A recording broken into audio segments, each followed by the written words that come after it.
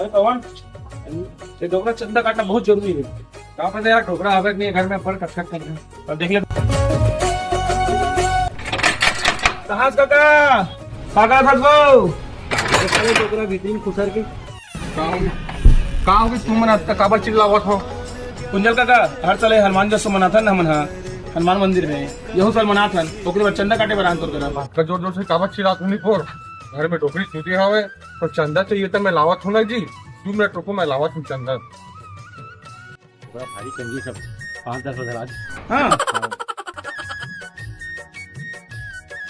ये ले बेटा 50 रुपए है मोर करेगा, ये मैं 20 रुपए काट ले 30 रुपए दे दे बेटा।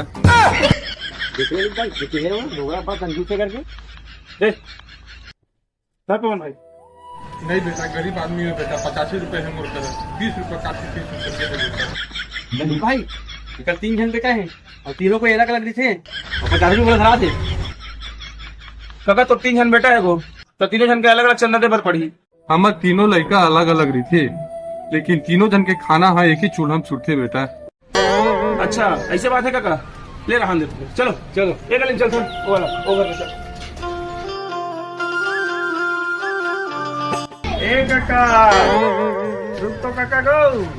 का होगी बेटा काबा चिल्लात है? राम राम काका। राम राम बेटा राम राम। का होगी बेटा?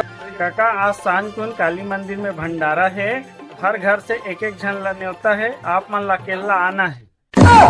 बस एक जन? हमारे साथ तो 3 जन बेटा, तीनों अलग अलग खाते।